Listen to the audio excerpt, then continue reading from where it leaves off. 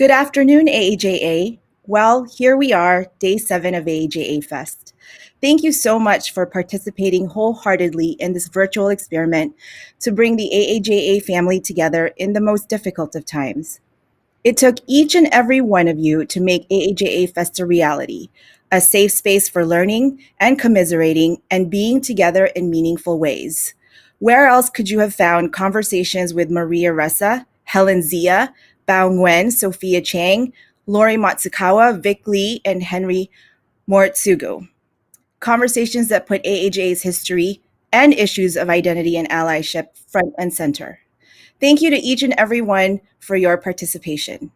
I'd like to take this moment to thank our media presenting sponsor, NBC Universal, for your continued commitment to AAJA, as well as our non-media presenting sponsor, Chan Zuckerberg Initiative. We're so thankful for your support.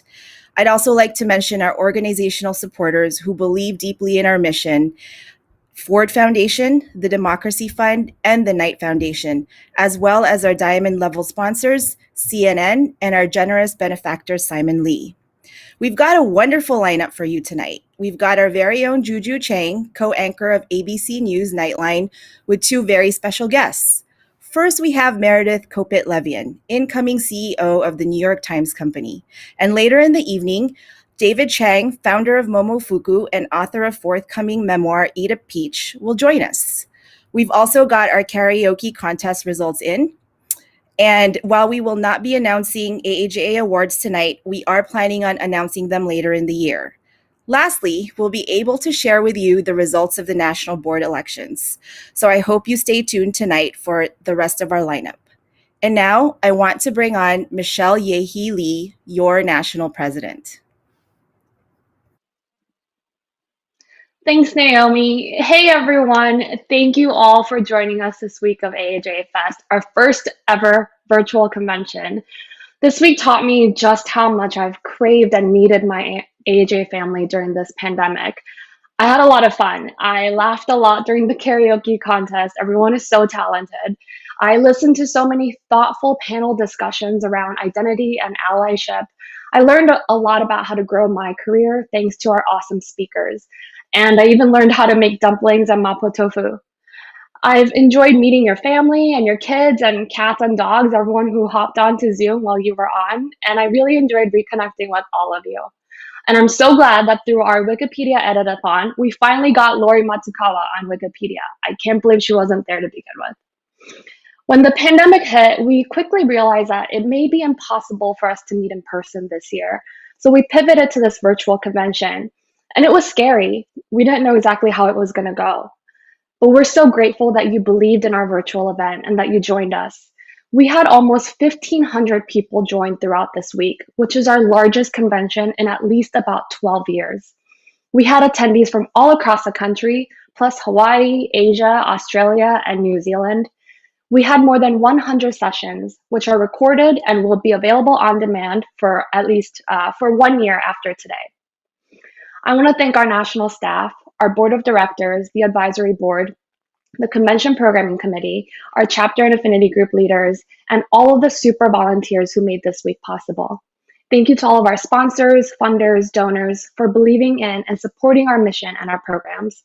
Thank you to our presenting media sponsor, NBC Universal, and presenting non-media sponsor, Chan Zuckerberg Initiative. And thank you to the Knight Foundation, Democracy Fund, and Ford Foundation for being such dedicated partners to AAJA. I also want to thank the Washington Post for supporting my work with AAJA. Marty Barron, Tracy Grant, Krista Thompson, Carla Broyles, Cameron Barr, Stephen Ginsburg, Peter Walston, Matea Gold, and Sandhya Somashekhar. 2020 has been a tough year, but I hope this week has been rejuvenating and healing for you. AAJ family is strong, and AAJ family is real. This week showed us that even though we're far apart, we're closer than ever. And I look forward to seeing all of you one day, hopefully sometime soon. And now I would like to welcome one of my idols and longtime AAJ member and leader, and the co-anchor of Nightline on ABC News, Juju Chang. Hi, guys. How are you? Michelle, I just have to congratulate you and Naomi. It's been an unbelievable convention. I've been dipping in to so many sessions, biting off more than I can shoot, signing up for every event, and so glad that it will be online and archived because I have to go back and look at that Mapo Tofu session yet again. I am thrilled to introduce our next speaker and to have this fireside chat with Meredith. Meredith Kopit Levien is the Chief Executive Officer of a humble little paper that you might have heard of. It's called the New York Times. As you know, the New York Times is a juggernaut in this space, and she will rise to CEO on September 8th. So we have her in this short little calm before the storm. Meredith, welcome. Thanks so much for having me, Juju, and thanks to all of you. I think I've spent a whole lifetime wishing I could be the warm-up act for David Chang. I'm a big Absolutely. fan. Well, we are all big fans, and I know we're all looking forward to that chat. But we're so thrilled that you're here, and it says everything about the New York Times commitment to diversity and inclusion that you are here. But before we get to that topic, I just want to get people can get to know you a little bit. Sure. It's not easy for women to get the corner office. Tell us a little bit about your journey to the C-suite. Sure, I'm happy to do that. I'll and I'll try and do it from the perspective of what might be useful for other people to hear. I'll say, as it relates to journalism, I've spent most of my career working in support of journalism on the business side of serious news organizations. I spent 10 years working for David Bradley. Most of that time, he was the owner of The Atlantic. So I spent most of those years working on The Atlantic. I spent 5.5 years at Forbes, and I've been at the Times for the last 7 years, most recently as COO. And I would say like a few things have sort of characterized my work so far, and just my coming into this new job in September. One of them is I've just been a passionate lover of obsessive consumer of quality journalism, like my whole reading life. I worked on every newspaper I could have in the growing up years and in school. That went all the way through college, where it was a big part of my life in college. So what I would say is you spend a lot of time and you put a lot of your life energy into a career. So working in a space that you care about can be a real propellant to having success in it. And it certainly has been for me. I just love the space. And I in my leisure time, I read a lot. So it's a space I'm very happy to play in. I'd also say in the early years of my career, I sort of sorted out the kind of work I like to do the most. And I think that the further you go, the further along you go, the more choice you have and how much of the day you get to spend doing that. But I knew pretty early on that the thing I liked to do was to organize people and help them understand something or care about something. I always thought that, I felt passionate about movements, and in many ways getting the world to sort of have a higher consciousness around quality journalism as a movement. And so it's been a real propellant to me to get to deploy those skills. And the last thing I'll say is, I haven't worked very many places, so I've stayed places a long time. And I've had great bosses and mentors and sponsors, including the person who is currently still the CEO of the New York Times, Mark Thompson, who I've worked alongside of now very closely for 7 years. I wouldn't be coming into this role without him. I'd be curious, how did he become your mentor? How did that relationship grow? And I think that's something that's instructive to our audience. Yeah. Well, first of all, he hired me. So I think, and it's funny So he when I was spotted going. your.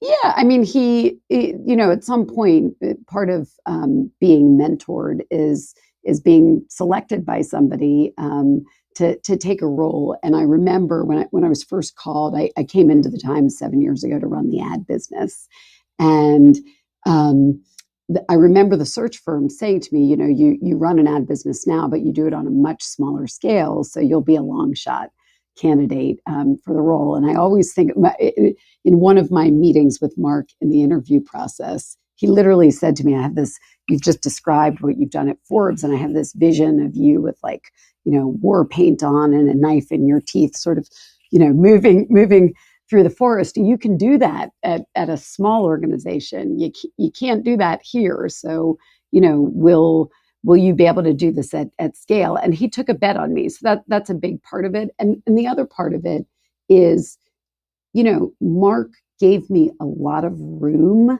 to do the things that, that I liked doing and having a lot of space to do. He gave me a lot of space, but he also paid really close attention to what my gaps were. And he did a really good job of kind of stepping in to either help me get better at those gaps or just be aware of them so I could bring people around me who could see that the company didn't have those as gaps. Right. There's so many ways I want this conversation to go, one of which just to point out that you're one of the first non-journalists to take on the role of CEO. I want to know what you think you did to earn the top job with that, with the teeth, with the knife between your teeth going through the jungle. It's such a great imagery.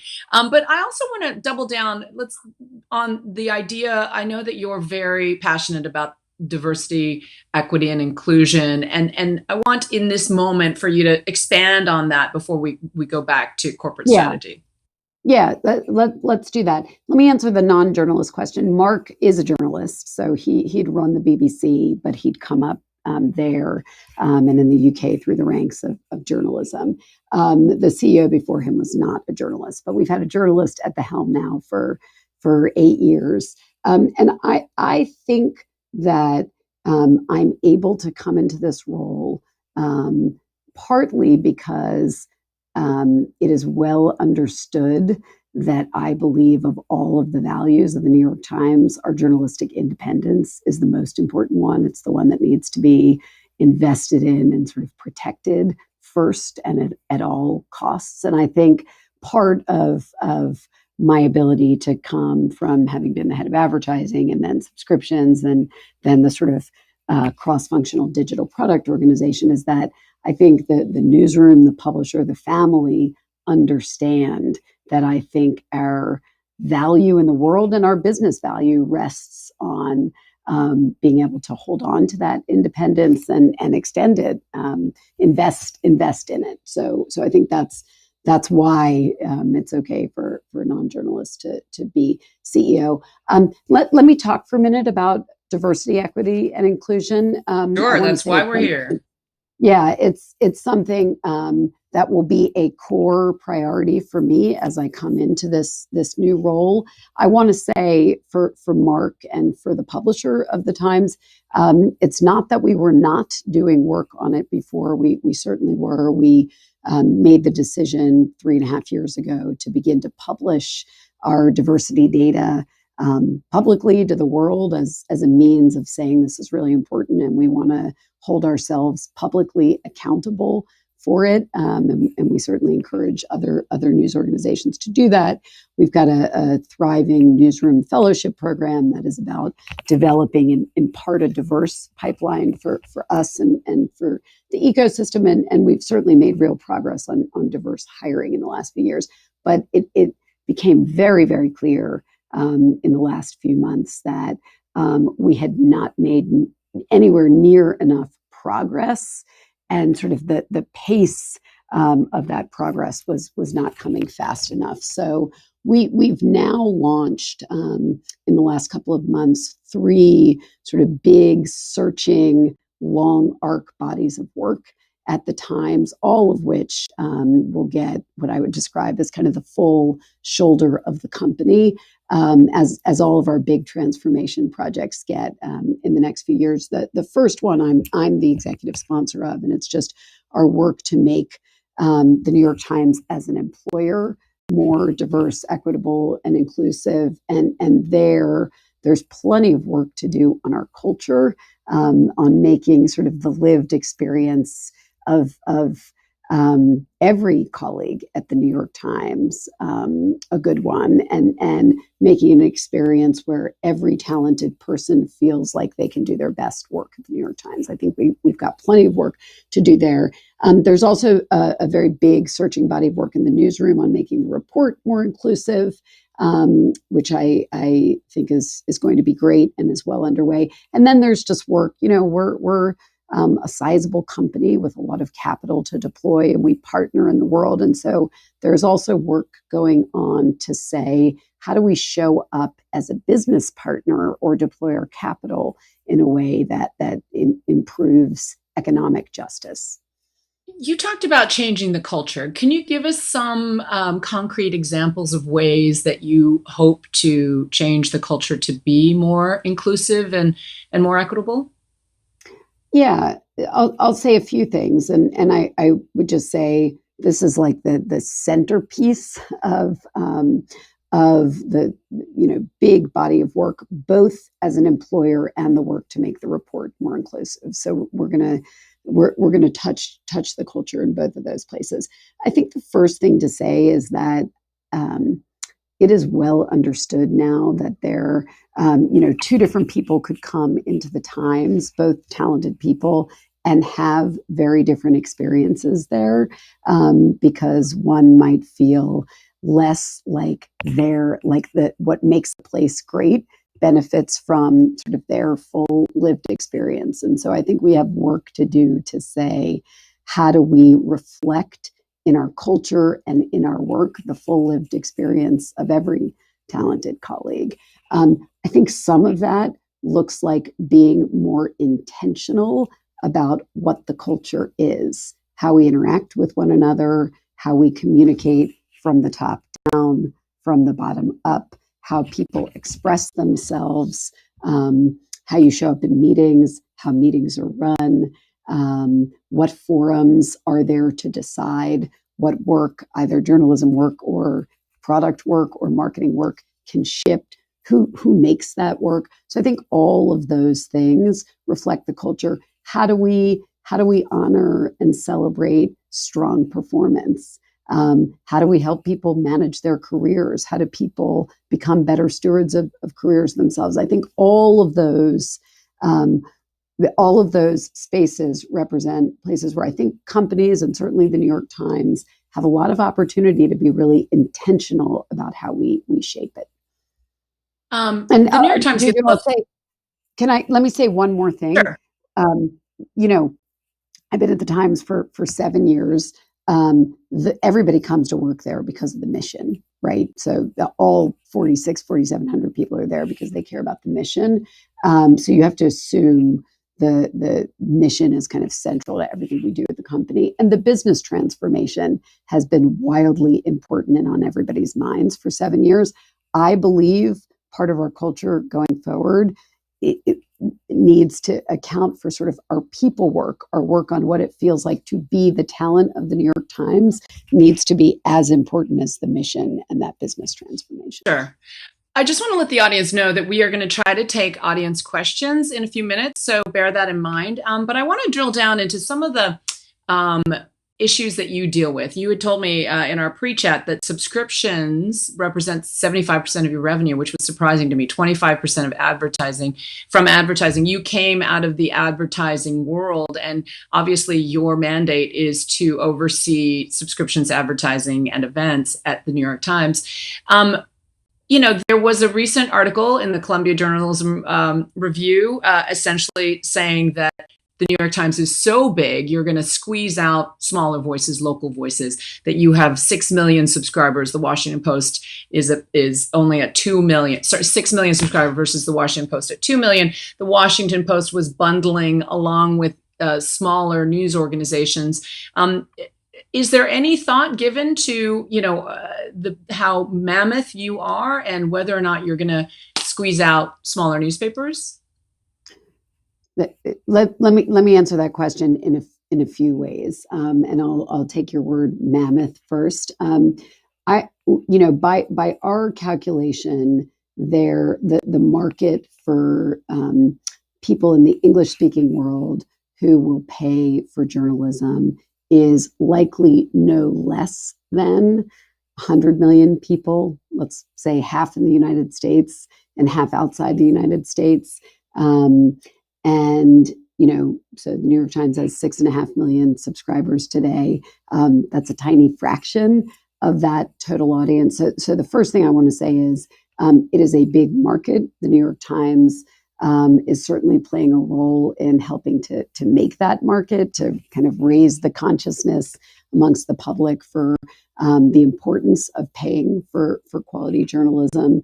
I think the Washington Post, which you mentioned, and the Wall Street Journal are also helping to make that market, certainly in the United States. And there are other organizations around the world who are doing that. But I think we're in the early days of that. And I am confident 100 million is probably a low estimate. I'm confident that there will be a number of media organizations that can grow in that. Let me say that broadly. But let me ask you one other question. Toss one other thing in there, which is, studies have shown that most news subscribers only subscribe to one news organization. But also it's this idea that, will the New York Times be able to grow, in a way that could be more inclusive? So both good questions. Much of our research suggests that people who subscribe to the Times also subscribe.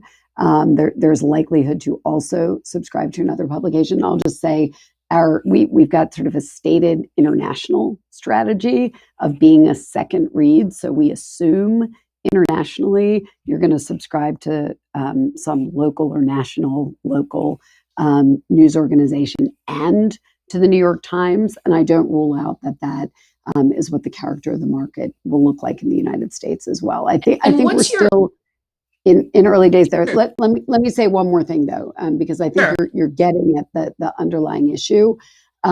We are quite worried about the state of local journalism in America. I think it is by far the biggest crisis in journalism today, and I want to say we are participants in a broader ecosystem for journalism, and local, is a huge and important part of that ecosystem. Many of the senior journalistic leaders at the Times today came out of the local journalism ecosystem, including the publisher, the executive editor, the national editor, and I could go on and on. So we also believe it is incredibly important to have a thriving local journalism ecosystem. And I want to say, I don't expect that the Times, the Journal, the Washington Post, the big national or global players will be able to meet the needs of local news in local communities. So I do think the Times, there will be ways that the Times can, be supportive to local journalism, can play constructively. I don't have a full answer set to give you today, but it's very much on my mind and the mind of the publisher. And I'll just say two last things. A lot of the marketing, we spent a lot of money marketing the New York Times in a brand level, not just saying buy a subscription, but trying to describe the role of journalism in the public. And we see that work as not just accruing value to the Times, but to the whole idea of paying for journalism in America. Right. So that was my question. Right. That was my question about what your paywall philosophy is, especially during the pandemic. I have a question from the audience that relates to that. Yeah. That you've said that you'd expand the company's strategy of subscription first journalism. It's helped the company clearly financially, but what will that mean for the journalism of the Times? And as a non-journalist, this question goes on to ask, what are the blind spots you might now be discovering within yourself in executing your vision for moving the journalism of the Times forward?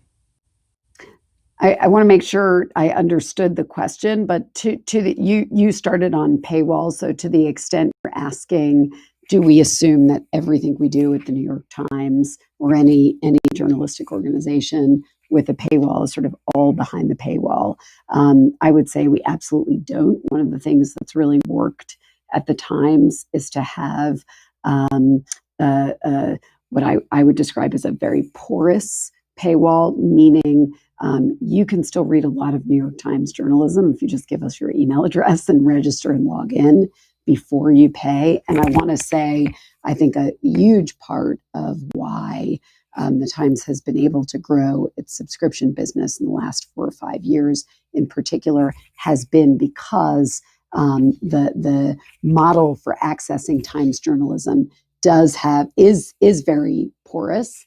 And just to take as an example, the once in 100 years global pandemic we're living through, when it became clear that the coronavirus story was this unbelievable and tragic story that it was, we actually opened up access to Times journalism much more broadly and essentially said all of our most useful coronavirus coverage that was helping people sort out how do I navigate my life would not trigger a paywall in any way. And we saw even larger audiences for the Times as a result of that.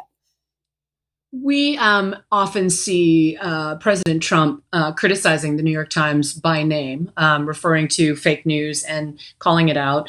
You get your share of criticism from the right. I'm looking at this other headline from the Columbia Journalism Review that is literally why the left can't stand the New York Times. I'm wondering what you do, not just to deal with the criticism, but to ensure that the diversity within your newsroom involves diversity of opinion as well. Yeah. What I'll say there, I'll go back to a point I made earlier about the value that is like most dear at the New York Times, which is the independence of the journalism. And just to go to the last bit of your question, the Times has been and will continue to be a forum on our opinion pages for the most important ideas, well argued from a diverse range of perspectives. And we are as committed to that today as we have ever been. You are rightfully pointing out that we have critics on all, our work in the world is to hold truth to power, whoever, speak truth to power, hold power to account, whoever is in power.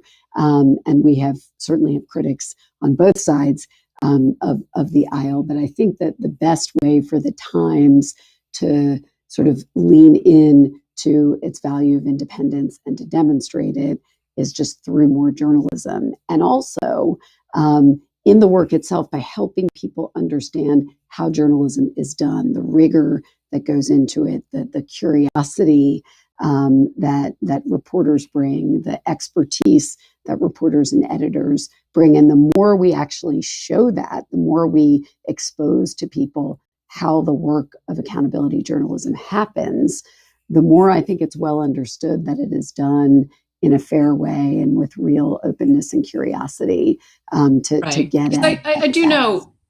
I do know there was a bit of controversy when Barry Weiss left the opinion page, and she left with accusations that there was sort of a bullying culture within the New York Times. So I was wondering if you have a sort of postmortem on that departure.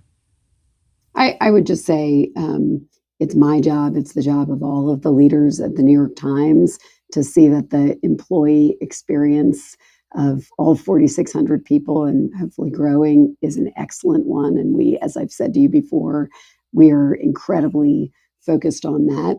I think it's, we deliver on the mission and we continue to deliver on our business goals when we have employees who are having great experiences. So that's incredibly important to us. I would say there's nothing that's happened in the last few months at the New York Times that should be construed in any way as in conflict with that value of independence that I've already described.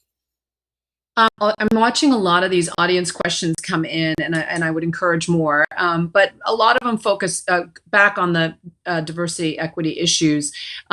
People are asking if there are specific incentives, financial or otherwise, that you're hoping or planning to use to make sure that your diversity goals stick. Some are asking for transparency, both within equal pay issues or tenure, duration of employment, whether you can be transparent about how those metrics break down over race, ethnicity, et cetera. There's a lot of churning through journalists of color. This one question is pointing out that unless these numbers are transparent, it's difficult to assess whether newsrooms are simply hiring them and driving people out, or whether news organizations are retaining journalists of color and investing in their success. Yeah, it's a lot of questions packed into one. Yeah. Let me address them so that you can sort of take them in one big paragraph. It's great. And they're all really good questions. So let me say a couple of things. I would say incentives, the question about incentives and the question about transparency, both to me are about how does an organization hold itself accountable in public ways and in ways that are well understood by its employees, by the people who make up the organization, to be increasingly diverse, fair and equitable in its practices, and inclusive in its culture. And so I described to you before these three big bodies of work that we are now, that are launched and are well underway, that I want to say I think are going to take a long time.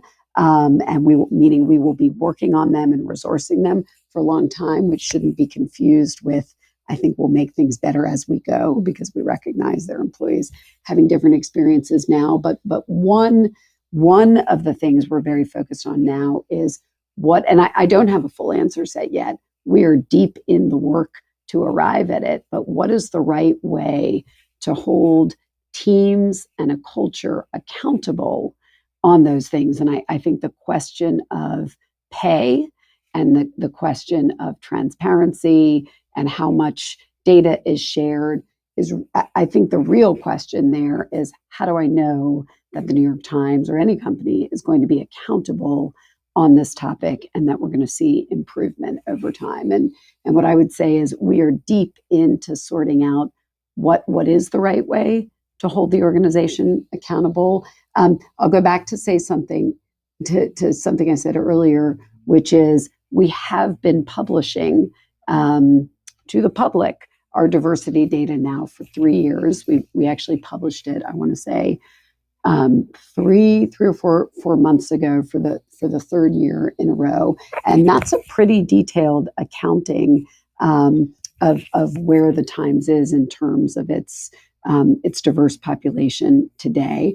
I'll say one other thing that I think was and we're going to continue to do that. And we do look at that data. I think there's an underlying question that says, do you look at that data at sort of the level of department to say, where are there problems? And the answer is yes. Yes, we do, and we will continue to do that. And we have plenty of work to do, as I think every company does, to make even more of that data sort of useful to us as a leadership team, so that we get the right insights from it and use it in a way that it advances the company to make it more inclusive. Tell me a little bit. I mean, we're in the midst of an election year, an historic one, I would argue, in the broader context of the pandemic. Next week is the Democratic National Convention. The week after is the Republican Convention. What's the strategy to the troops on coverage, on making sure that that all angles are covered if you can't physically be at the convention or out on the campaign trail? Obviously, sometimes the best reporting happens on the campaign trail because you're talking to the candidate and to the candidate staff on a daily, hourly basis. Let me say a few things about that. And obviously, the editorial, Dean Baquet, our executive editor, would be an even better person to answer this. But let me tell you what I see from where I sit. We do have plenty of people out in the country. We're covering how America is feeling as we move into this historic election, and covering the campaigns themselves. And obviously, we're very, very concerned with the health and safety of our reporters as they do that. So we're taking every imaginable precaution, but there are a number of people who are out. And if you read the report today, you'll see that it reflects that.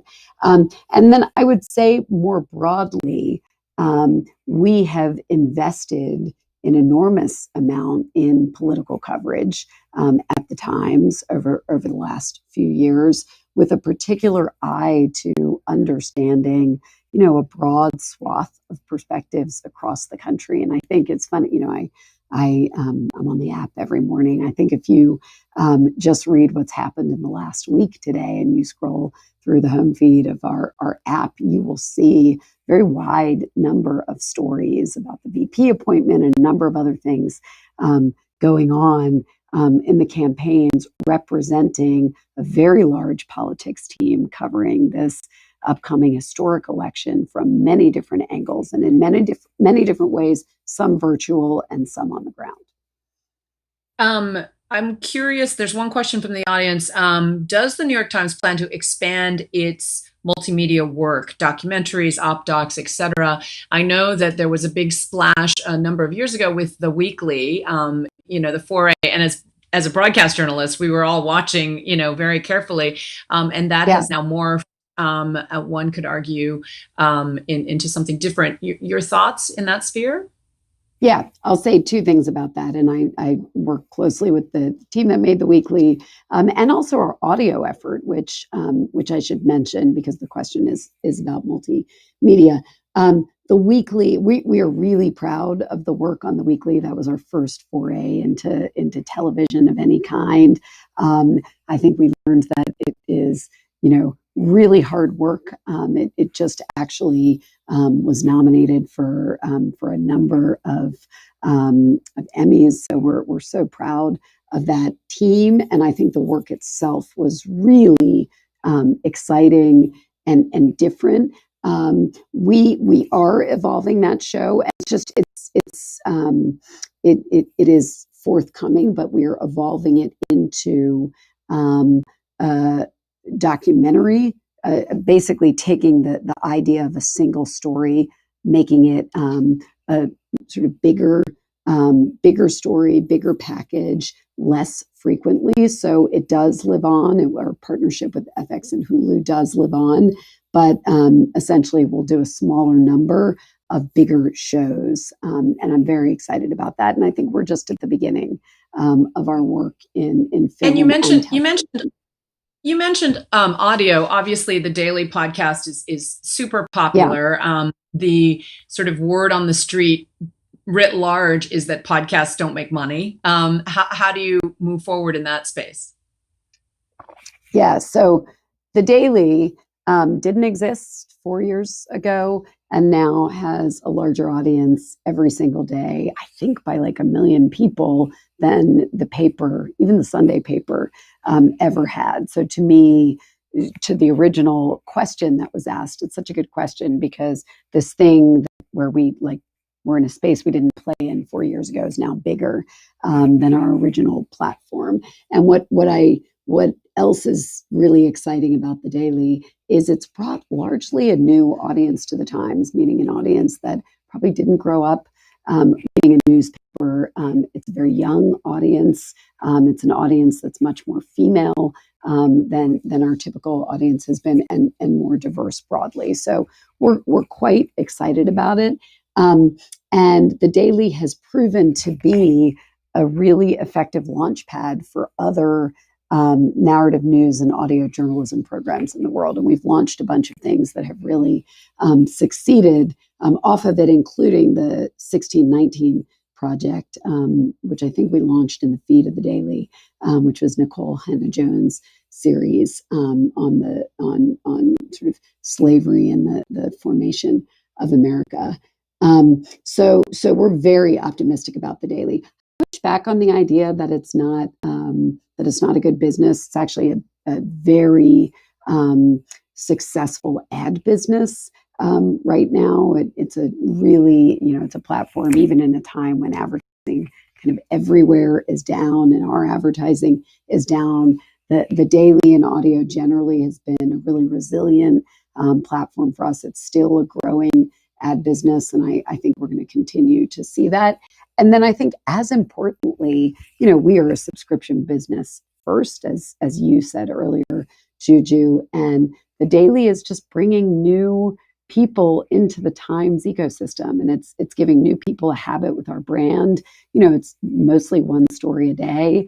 If you want more from the Times or more on that story, many people then come to our app or come to our website. So it's a really important way to bring our journalism to more people and to expand our role in their lives. So an important part of our subscription business.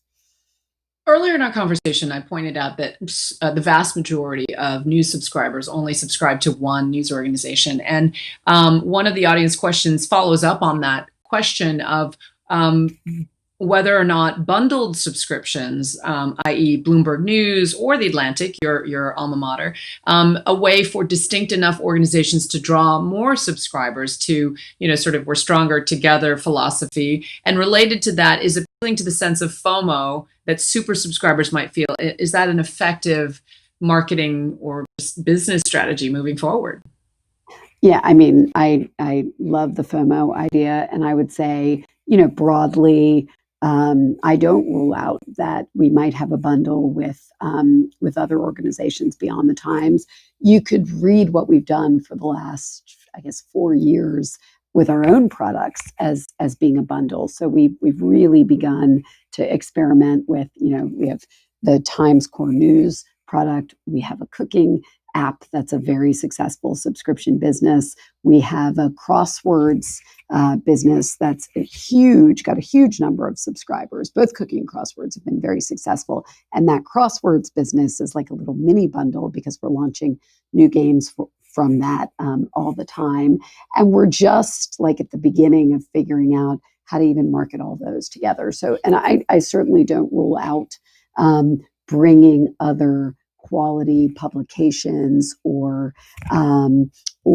news organizations or even lifestyle products into that. I'll give a little example of how we're doing that. We acquired a read aloud audio company a few months ago called Autumn.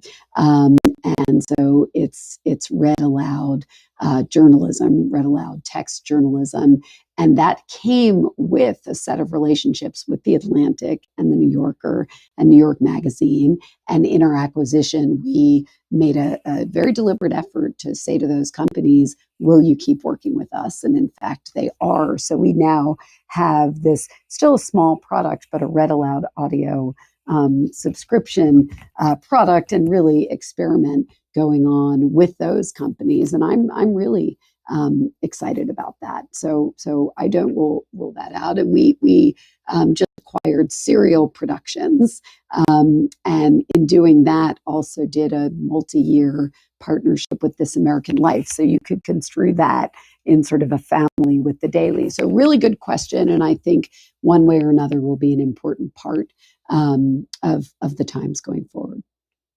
I have to say, I'm probably definitely of the older demo who still like to read on occasion my New York Times. And only with the pandemic, and I obviously read online as well on my tablet, my phone, but only with this pandemic did I finally end my paper subscription. Do you think newspapers as we know it will even exist at some point in the near future? I think I've been answering this question for a long time, and I always give. Of course, you have. So, which is the demand for the New York Times in print remains unbelievably strong. That is an incredibly loyal audience, I would say, particularly in the COVID period, because many more people are at home. Newsstand sales are like a little tiny part of the paper, and they were crushed. But home delivery has had real strength in this period for some obvious reasons. People are home. I also want to say if you get the Sunday paper, I do most of my reading on my phone. But we get the Sunday paper at home, and there is no Sunday where I do not open that blue bag and say, this is a remarkable amount of value for not that much money that my whole family can enjoy and that we can enjoy the whole week long. And there are not many other products that sort of represent that bundle of value that the paper represents. So we're going to keep printing that paper as long as there is demand for it. And I think that's going to go on for a long, long time. And if you just, if you just look at the economics, print subscription revenue is still not by a big margin, but still the largest revenue line. And it's been remarkably stable my whole 7 years of the company. So I say that from a place of evidence. So from digital to analog, or back from analog to digital, I should say. Yeah. What is your strategy? Your bio says that you will not only oversee all strategy, but direct growth in digital and global operations. And one of the audience questions is, how are you planning to increase digital innovation, and what digital trends are you investing in? Yeah, that's a fun question. I would say one that I've been incredibly focused on in my current job, and particularly for the last 3 years as COO. I think a lot of the work on the business side of the New York Times, in close collaboration with our newsroom for the next few years, is about making the Times into a world-class digital product and tech company, the way we are a world-class journalism company. There are hundreds and hundreds of engineers working at the New York Times. In fact, I think it is the single functional area we have in largest number besides journalists, and people working in our newsroom and alongside journalism. Those are the two fastest growing populations of people, and I would say around that. So we'll hire many engineers this year. We'll hire data scientists, we'll hire product managers, we'll hire product designers.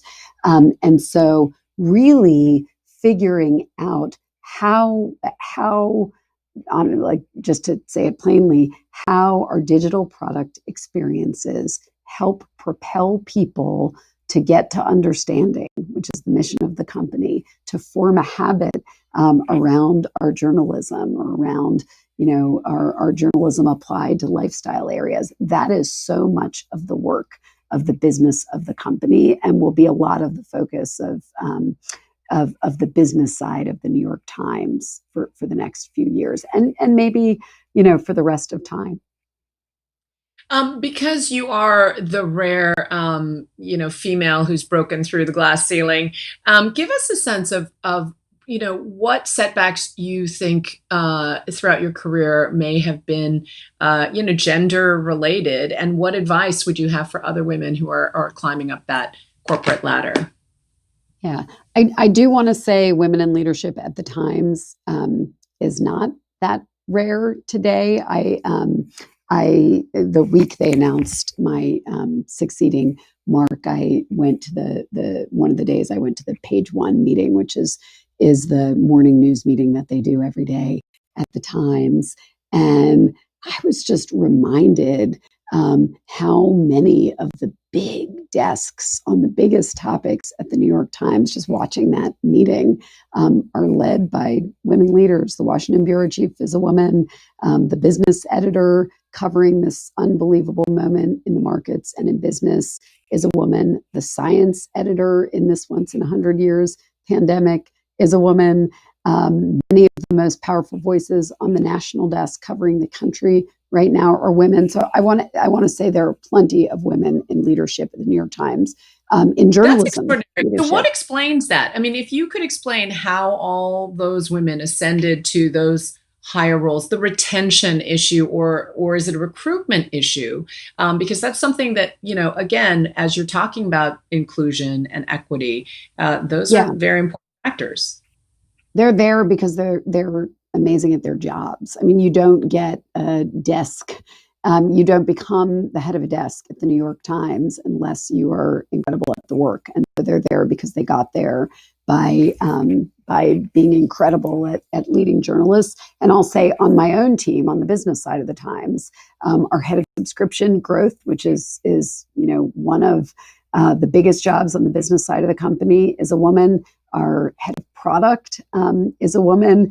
It's often said that when sort of corporate America is looked at broadly, that there are more women today than there have been, but they tend not to be in the big sort of P&L jobs or the central jobs. And I want to say that is not the case at the time. So the two people running, arguably the central engine of the business strategy subscriptions are women at the New York Times.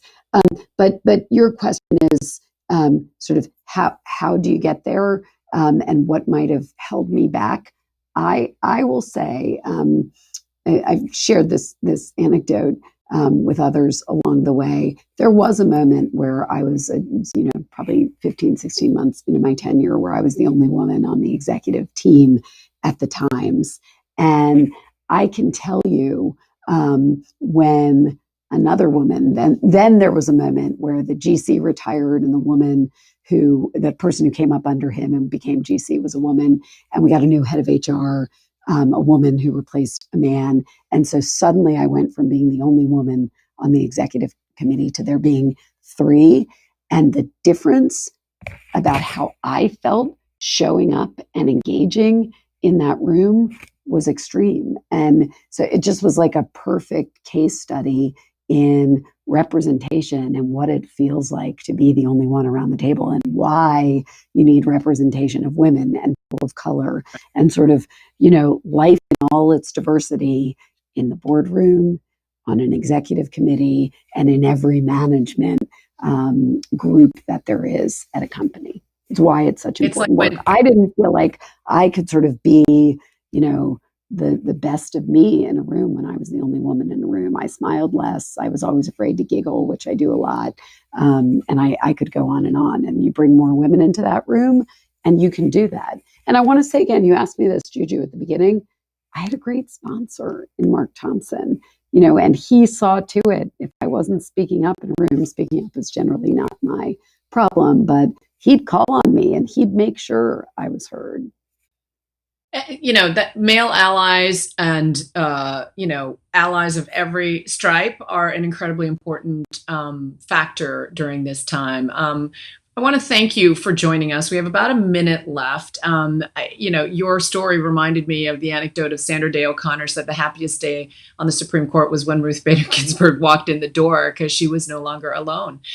So in the final moment, I'm going to give you a chance to wrap up and say goodbye in a minute or so, if you can muster that. Yeah, I'm delighted to do that. I want to say to all of you, thank you so much. First of all, for being active participants in AAJA. The Times is very involved, as I understand, and as I prepared for this, I got to know the organization a little bit, and I'm grateful for what you all are doing. And I would say, keep it up. The big thing, just to say to all of you about my years of working on the business side of journalism, but with a front row seat to the journalism itself, is just, it's all a team sport. This is an incredibly important collaborative endeavor, and having a more diverse and equitable and inclusive team is the only way a collaborative endeavor goes really well. And that's really important at the New York Times. And I think it's really important to journalism broadly. So thank you so much for having me. It was really fun to be a part of this. And I look forward to David Chang. I know. Well, thank you, Meredith, so much. And I would encourage and challenge the New York Times to continue being such a strong ally to AAJA. So thank you so much for your time and for your energy today, Meredith. And Pleasure with that, yeah, thank you. With that, I want to take a moment now, and I hope you stay tuned because we're going to pay tribute to members and leaders that we've lost this past year. After this video, we're going to see you back here around 5:10 for my conversation with chef and founder of Momofuku, David Chang. But first, let's pay homage to our friends and colleagues.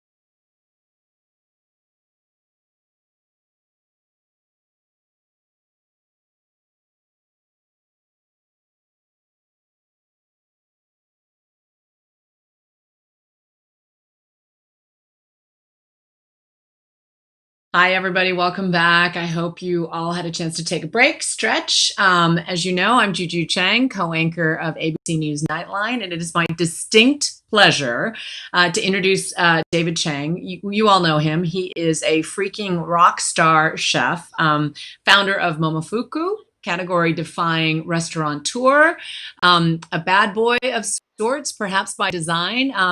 But he's also, as you may know, an acclaimed author and a broadcasting star on Netflix. He opened Momofuku Noodle Bar in 2004. Think of that time frame. And he opened it almost as an anti-restaurant, which I'm sure we'll get into. But he's since expanded to the Sambar, Milk Bar. Momofuku is a global brand, as we all know, and he's been recognized by just about every culinary award you can imagine, 6 James Beards Awards, Michelin stars. And he's also gone on to create and star in the Netflix series Ugly Delicious. And he's now written a memoir called Eat a Peach. You can pre-order it now on September 6th. We'll dig into that. But first, let me welcome David Chang. Where are you? Juju, I'm right here, Juju. Hey, David. Great to see you. Thanks How for having are me. you? I'm good. A little convention, a little pandemic. But contrary to popular belief, I just want to dispel the rumor that we're twins. The Chang thing is no relation, right? No, but Listen, you're definitely the smarter Chang of the two of us. That's for sure. I think that's what you want people to believe, but I don't believe that for a second. Let's start though with the pandemic. I mean, obviously the food industry world, the culinary world, is on fire right now. Give us a sense of where you are. You're at Co in LA, right? Tell us what's been going Oh no, down. I'm at Major Domo in LA. That's our Oh, right. restaurant here in Los Angeles. But we're just getting some ready to have some takeaway and delivery, and that seems to be the business that we're all in the restaurants. It's takeaway, it's delivery, and that's where most of us have had to pivot to because although dining in is happening, I think most people are more comfortable with having a restaurant bring their food to their homes. And we're at the sort of, I don't want to use the word fate, but we are waiting for a vaccine or a therapeutic that would be strong enough for business to get back to something that's normal. But as a whole, the industry is in dire straits for sure because the pandemic has completely interrupted and destroyed the hospitality industry. You have predicted a 90% closure rate for independent restaurants. How are you shifting your empire to move forward? Yeah, I don't want to be right with that number, but I do think that number will probably be closer to that than lower. We early on decided we would do groceries and takeaway and limit our menu so it would be easier for takeaway and delivery.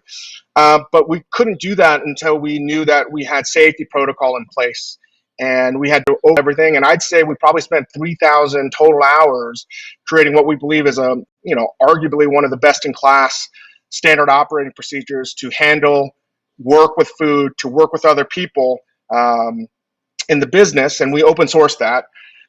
So we didn't really want to do anything until we had that. In addition, we knew that we had to sort of tap into a lot of ideas that we wanted to do over the past 5 years. And in a board meeting, I would say almost a couple of years ago, we made it a plan to realize that or address what we realized, that fixed costs and the business of doing restaurants was more difficult than ever before. And we put a number out there of doing minimum 50% of our sales would have to come outside the 4 walls of a restaurant. And one of those things was doing consumer packaged goods. And we have a lab and we have a whole treasure trove of products. So we plan on releasing that over 3 to 5 years. We've now had to expedite that plan and make that happen in 6 months, which we're focusing on. And obviously operating all our restaurants. We reopen our restaurants in Las Vegas. And almost every restaurant is doing takeaway or delivery or dining outside.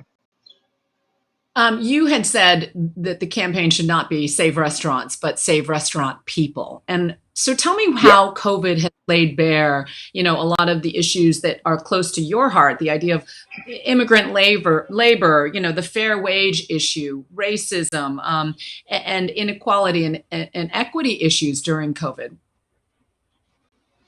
Exactly. They always say you can't fix a moving car. Well, the restaurant industry is stopped, and it's an opportunity to fix it correctly. All these underlying issues that have been neglected for years, whether it's tipping, whether it's paid time off, and all the benefits, I hope that they can be addressed. But in the interim, until we actually have some kind of way to go back to what it used to be, like at least business, we need to make sure the government is taking care of all the hourly and undocumented workers that may not be able to go back to a job because it may not be there for them. So that's what I mean is there's going to be a lot of closures. That's just the reality of independent restaurants. I really hope that it's not going to be a lot, but I want to be prepared for the worst and hope for the best. And I think the best thing we can do is to be pragmatic and to address all of these problems and to ask ourselves in the business, what is actually stupid? What do people hate? And how do we actually come up with solutions to these problems? Because we could never address them because either there wasn't the time or the focus before. And a lot of those issues stem around workers. Tell me about your restaurant philosophy, if you will. I mean, you were talking about it almost as if, food for you was performance art, and like a true artist, you were expressing your feelings through your restaurants and through your cooking. Explain how that has evolved. How did it start at the Noodle Bar, and how has it evolved over time? Right, Juju. Well, if I told that to 27-year-old Dave Chang, he would laugh in my face because he's like, "What are you talking about? Pretentious for Artistry." 27-year-old David Chang. Exactly. But when I look back at what's happened, at least within Momofuku, and what I love most about cooking, it's teamwork, it's craftsmanship, it's becoming an entrepreneur, learning about agriculture, all these things. It's a multidiscipline job. That's what makes it so fascinating to me. And one of the things that I neglected for so many years was the actual artistry involved. And I would never have thought that. But when I look back at all the things we try to express in our food, there's always been some kind of message or some kind of perspective that whether you consumed it literally or you got it when you went to the restaurant, we wanted people to sort of come out with a different perspective of how to view the world, how to view food. And when I think about that, that's expressing ourselves. And I have to, as much as I hate to admit it, I think that is some kind of art. So, yeah, 43-year-old Dave, I basically can't believe I said that, but now I do believe it's true. You've said and written often that identity means a lot to you, and yet in many ways you didn't ever want to be categorized as an Asian American chef or as a Korean chef. And so how did you defy all of those categorizations? I mean, Momofuku is a Japanese word, as we know. Mm-hmm. Your food has, as I said, defied categorization. Well, again, even the name is some kind of expression. It means there's always a lot more meaning to what we do. And, I never wanted to say I made Asian food or Korean food because I think that is a representation of how I viewed the things when I started cooking. And I can't speak on behalf of a lot of Asian Americans, but when I started to learn about my identity, I never wanted to make Korean food. The first food I wanted to make that wasn't, say, French was Japanese food. And that's, again, an expression of who I was, because I was raised by my grandparents. My grandfather didn't like Korean food. He grew up in Japan. He was educated in Japan. He was effectively Japanese. So, my first food memories really were Japanese food. So sometimes I feel more comfortable when I'm in Japan than I am in Korea. And also in terms of how I grew up in Northern Virginia, not quite fitting in with Korean Americans, not quite fitting in with white America. I didn't want it to be anything. So I always knew that if I said I made Asian food or Korean food, I felt I would be pigeonholed. And one of the reasons why I wanted to open up Momofuku, and a big reason, was to explore what, you know, an Asian American could do with food that wasn't a Western Eurocentric approach to actually understanding anything that's Asian. And that's why I never said we made Asian food. It was always American food.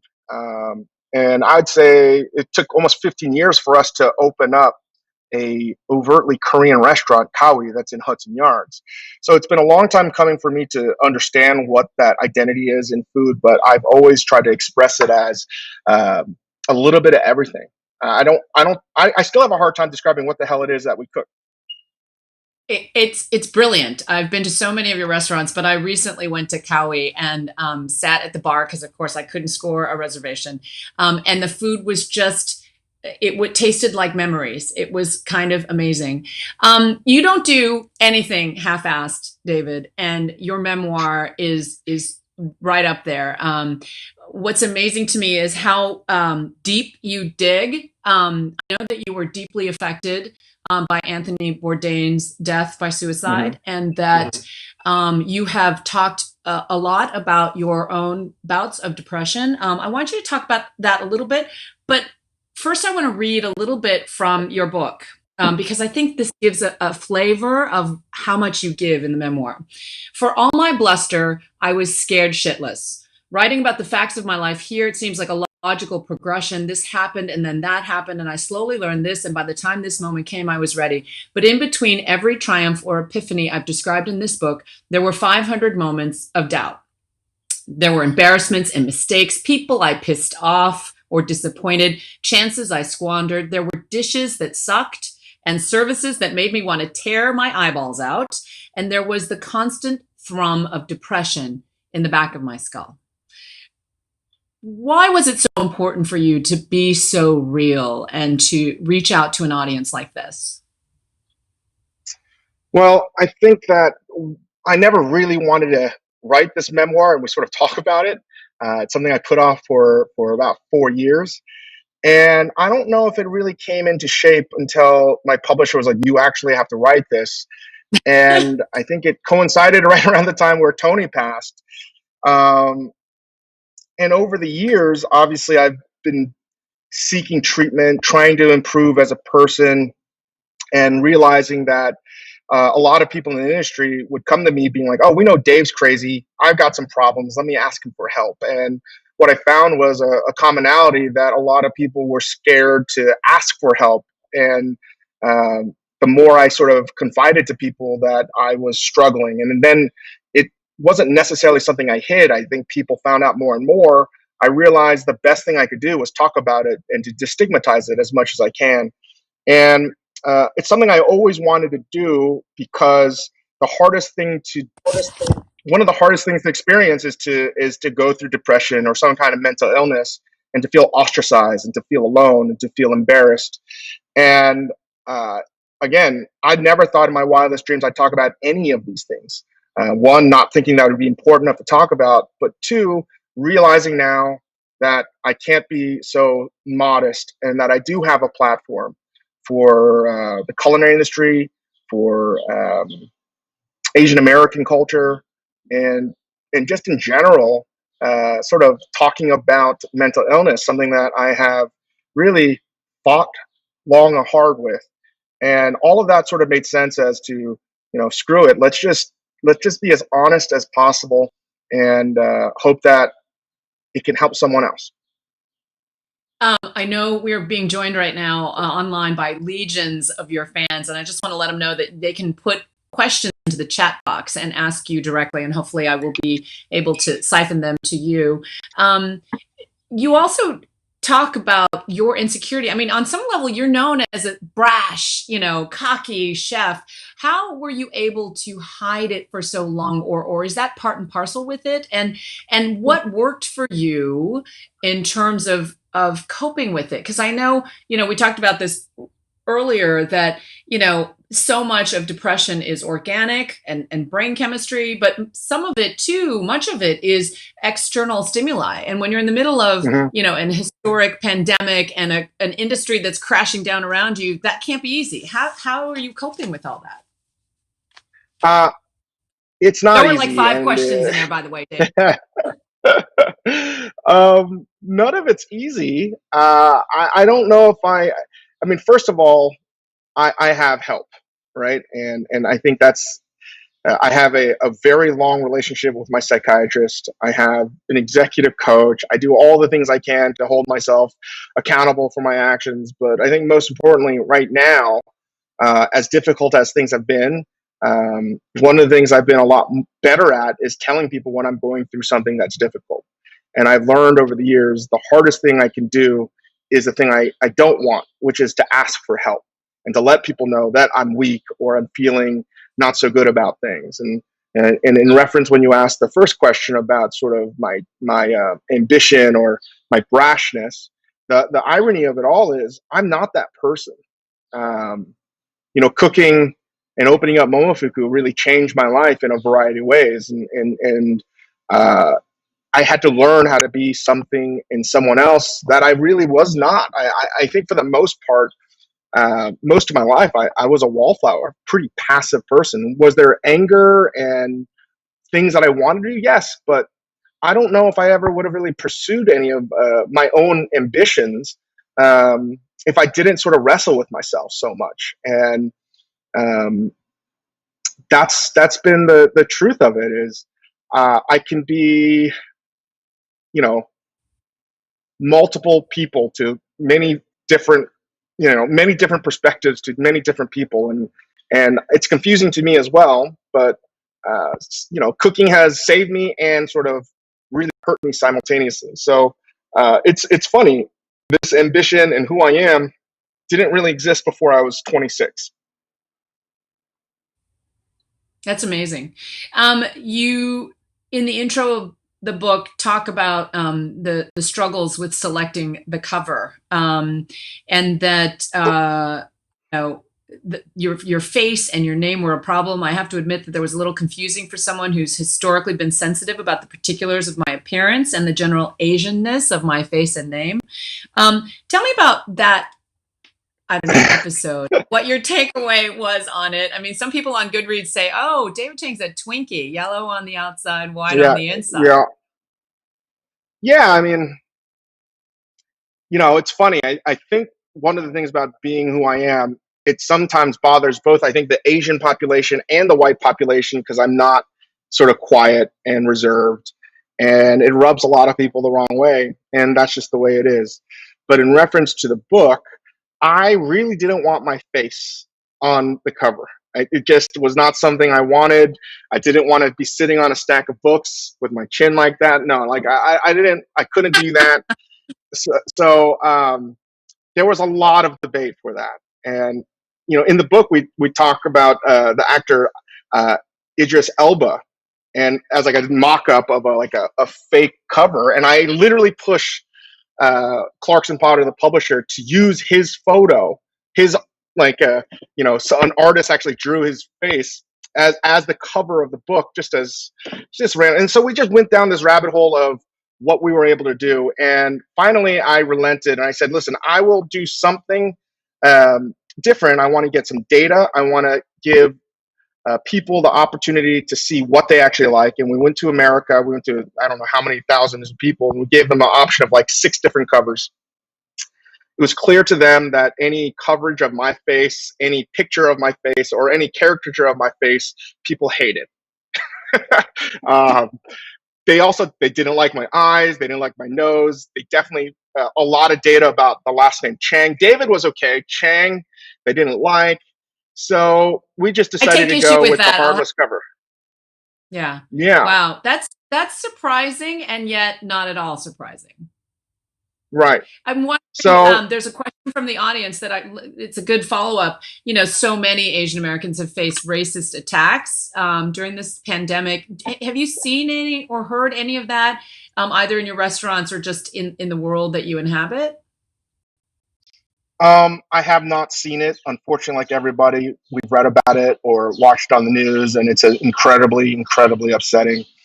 Um, and I don't think we should blend in. I don't know. My thoughts on that change every day, because sometimes I get incredibly angry and I want to do something about it, and other times you want to ignore it and sort of take the high road.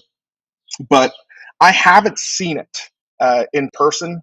Um, when I talk to my other friends that are Asian, I mean, we can all probably like relate to this. When the pandemic just started, or before it was declared one, just going out to a store or something, you felt more Asian than ever before. And I definitely felt it with my wife. We'd go out to the store. We're in New York, and we're outside the city.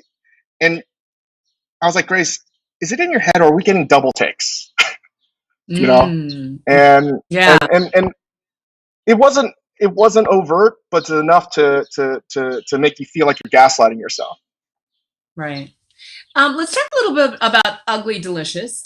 First of all, what made you go in that direction? There's somebody very savvy who's asking the question, loving how you tackle food and culture in the U.S. and in the world. They say they noticed a tonal shift from season 1 to season 2. It seemed more personal and deeper. Is that the case, and why? And when you decide to make that shift, how do you go about picking topics for season 2? Well, season one, we didn't know what we were doing, and I was also just in a very different place. Like there was a lot going on in my life at that time, and if I seemed to be on edge or more ornery than normal, it's because I was. And Morgan Neville, my partner in Ugly Delicious, has said that one of the things that makes me good for unscripted television is I can't lie. Um, so that was one thing, and a lot of the topics that we wanted to do were just.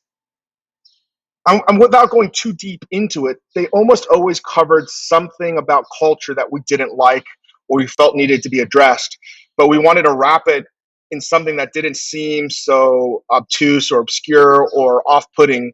So, if you watch our series, we wanted to say take like a food item like a taco and really use that as a Trojan horse to talk about immigration or fried chicken and racism and um, season two had a lot of the same themes that we didn't get to do in season one. It's just that we were in a different sort of. I was just in a different place. Obviously, the one thing that we covered was my wife giving birth to our son, and we learned from the first season that the Thanksgiving episode was by far the most popular one. So people wanted to know a little bit more about my life. So we knew we were going to do that, and um, you know we probably have about 12 other topics that we wish we covered in season two. So hopefully we'll get that opportunity. Um, but the whole idea was to use food as a Trojan horse to talk about culture in ways and to not have it be so prescriptive. We're not telling people this is how you should think, this is how you should feel. It's merely a starting point. Like, don't call it a curry episode. By no means could you ever just do justice to the country of India and its, magnificent, rich food history in 45 minutes. You couldn't even cover that in 100 hours of television. So it's we wanted to make sure that we just started the story and people can go down those rabbit holes if they need to. It sounds reminiscent of Anthony Bourdain's travels. And in a recent interview, one of our audience members is asking, artist David Cho said that Anthony Bourdain was looking to pass the torch to guys like you and Chef Roy Choi. What does it mean to you that Bourdain embraced Asian food and culture and wanted to uplift and amplify those Asian American voices? I miss him a lot. And what I love most about Tony was it wasn't just exclusive to Asian Americans. And the reason why so many people love him so much was it's the same sort of representation that we should have for all kinds of skin colors, groups of people. Is he just wanted everyone to sort of see everyone as they would want to be seen. And again, like the way Tony shed light on Asian Americans is no different than how he cared about, the Black community, the Mexican community, the Latin American community. He was just he sort of laid the foundation for how we should move forward when you do TV or you talk about food and culture, and that food is the great unifier, and we should see everything in the same prism. That we're all the same, we all want the same things, and he was absolutely instrumental in raising my profile and a lot of my friends that happen to be Asian American, and for that I am incredibly grateful. And none of us forget that, which is why we're so, which is why we talk about him all the time. I'm sorry for your loss, David. He was clearly a monumental figure in so many people's lives. You mentioned the birth of your son. How has fatherhood changed you? Man, it's probably maybe the only best thing about quarantine, because I don't think I would ever have spent this much time with him. I mean, I cook like everything for him. It's been a total joy to see him develop. What does he like to eat? Caught like right now, I'm in that struggle because he stopped eating rice, and he's at the phase. He's almost 18 months. He doesn't like anything. I have no idea what he likes anymore. It's driving me crazy, actually. That's like So I try everything. No, he was a cursed really good picky eater. David Chang has a picky I eater for a know. son. I think maybe he's picky because I've like given him so many options. But I feel like he's going to come around. But it certainly keeps me on my toes. But if anything, the one thing I've learned is I have to be present. I have to be patient. I have to be the best version of myself for him. And I also learned that I just feel like I take a back seat to my wife, and I got to do whatever I can to support her, because I've learned through the pregnancy and the birth of our son. I joke, not that we're insignificant, but like, I feel like that's my role, is I just got to do whatever I can to make her life easier and to be there for my son. So if anything, it's just made me realize that I got to do more stuff that is not related to work, but more related to my family. That's hilarious. Who's in charge in the kitchen at home? You or your wife? Yeah, that would be me, but everything else is my wife. I joke that I work for my wife at home. I see. So what have you, like, everyone's been cooking more than ever during the pandemic. What have you enjoyed cooking at home? Man, I just cooked. I've been making, I calculated, I think since March 1st, I cooked over 450 meals. Wow. And I've never really made the same meal twice. But the thing that I probably made the most is lots of soups and stews, because that's something you can have for like a couple days at a time. I've been cooking with a lot of microwave stuff. Like before we came on, I actually cooked rice in the microwave. Even though I have a rice cooker, just because no, I'm working on something, so I have a bowl that makes it incredibly effective to cook. But overall, from raw, not reheated. Yeah, You're from rice raw in the microwave. Correct. You're blowing my mind right now. That's crazy. Yeah, the microwave. I've spent a lot of time on the microwave. The microwave is the most underappreciated equipment in your kitchen. I joke all the time. It is a machine from the future here in present day, and nobody even understands that, like, the power of this machine. So I have spent a god awful amount of time making food in the microwave in quarantine. So wait, you said you're working on something. What are you working on? Oh, I don't want to go down that road, but like it deals with the microwave. But okay, yeah. Well, we'll be waiting with bated breath. I have a question from the audience that's really cool. Is there any right way for a chef cooking another culture's food to truly acknowledge and honor the culture? Does it still irk you when you see white chefs cooking or profiting from Korean food? There's my position on this has changed a lot. It used to anger me, and now I've reached a point where I have to, in general, just where I'm at in my life, I have to do the things that I don't want to do. And of course, my initial reaction, if I see something like that, is to get angry. But if I believe in a world that I hope is reflective of what I believe in, that there's diversity, there's varying opinions, and ultimately you know, food isn't bound by sort of cultural walls, that it can sort of evolve into something that is new and different and more exciting, then I have to do the thing I don't want to do. And I have to encourage someone that, say, is making kimchi to be better at it. And yes, there are restaurants, there are people that are maybe not doing a good job in honoring the traditions that they're taking from. I think those are up for discussion. But even those situations, even when they can be overtly racist, I think it's an opportunity to educate the person that might be cooking that food. And I think one of the things that I found is negative long term is to yell at them and to tell them what an idiot they are, that they're being racist, which they could very well be. But the you know, I always say you want to judge a person in their twilight of their years, and maybe if I yell at someone and tell them that they're being racist, then I create an enemy to my culture rather than someone that can be a long term ally. And I have to believe that. I have to hope for that. It sounds like David Chang has mellowed. Like earlier, the 27-year-old David Chang was laughing at you. Now he wants to kick your ass. Well, that's all true. That's all true. But I'll tell you, Juju, the older I get, the more I realize that I can't be me. You know, that's like the next level. That's amazing. There are people who are wondering what your favorite food are. What's your favorite Indian food? What's your favorite food? What's Hugo's favorite food? There's a lot of those kind of questions. Right.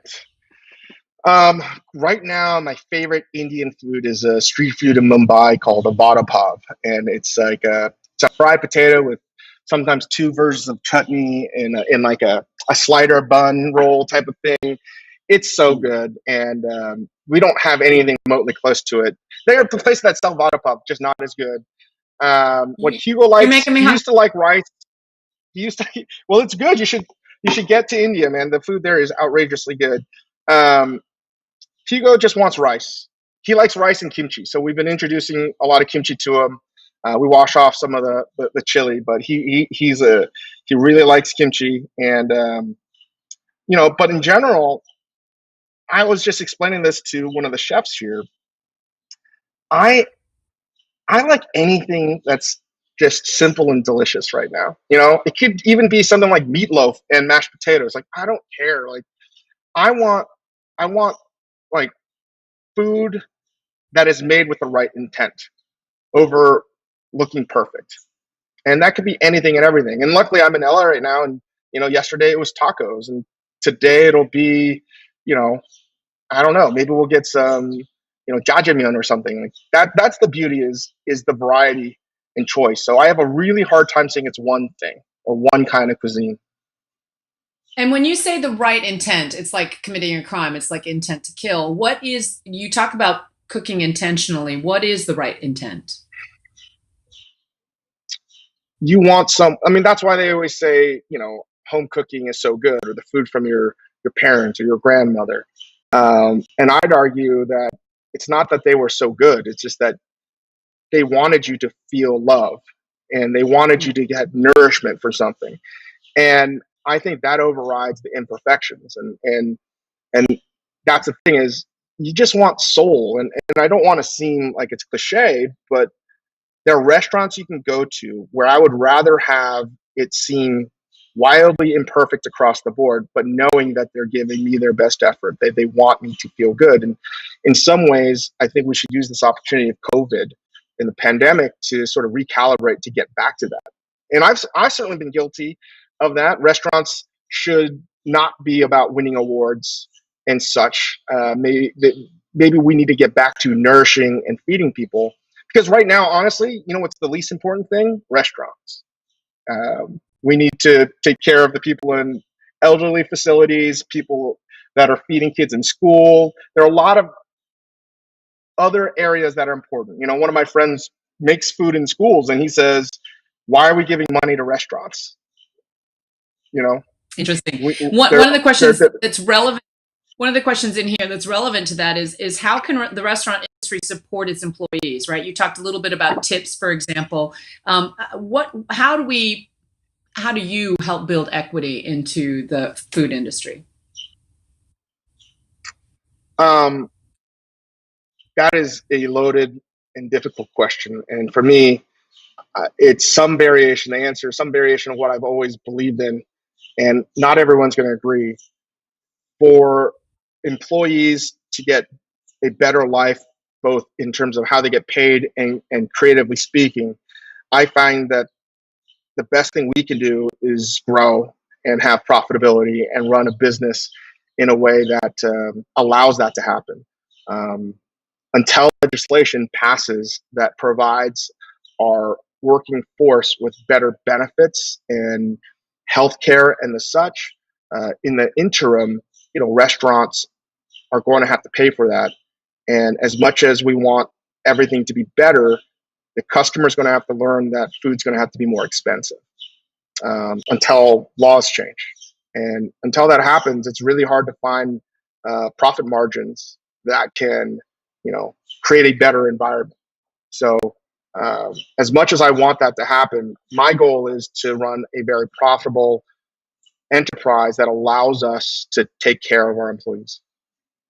Right, because restaurant food service in general, we know, relies a lot on low wage workers, undocumented workers. It's a loaded world. The other question I had was, you're talking about your empire, and some of the reviews I've read suggested that, well, maybe Momofuku grew too fast, that you opened up too many restaurants, and that now this is a retrenchment. Thoughts on strategy on your empire? We're just trying to survive, and up until COVID, we never closed a restaurant down. We closed one because we basically moved it. So in terms of a track record, I think we had the best track record out of anybody. So it's unfortunate that COVID has exposed a lot of the flaws in the industry at whole, and I don't know. So, did we open too many restaurants? I don't know, right? We employed a lot of people, and we were doing really good work. And we're in a brave new world here as to what that looks like. So we'll see, right? Currently, I wouldn't. I wouldn't. I just want to reopen all our restaurants. Like even if it's just one restaurant, getting back to sort of I don't want to say pre-COVID world, but that's a really hard question to answer. No, I hear you. It's hard. Some of the food writers out there, they're wondering if you think there are missing stories in food journalism today, and if you wish that media would navigate and tackle race and identity more. Do you wish they did better? Well, I think that's something that I've tried to talk about a lot. Whether it be the ethnic food aisle in a grocery store, or why, I told Tim Carmen, who is the food critic for the Washington Post, how come his column is 25 and under, and why does his column only review ethnic food spots? And I think Tim is a fantastic journalist, one of the best out there, and I'm so appreciative that he was open to it. And took the time to. And a couple of years ago, he wrote about it and said, "Hey, I had a conversation with Dave, and it caused me to think, and I'm no longer going to say my column's 25 and under or cheap eats or something like that, because ultimately, if you're making food that is in that category, you see that's your ceiling, and I don't think that's a fair shake. And I think all of us, not just the media, need to answer questions that we may not want to answer about ourselves, and it's hard to have that reflection. So I don't know if the media can do anything else other than what it's doing, because it's happening. There's a lot of change. There's more diversity.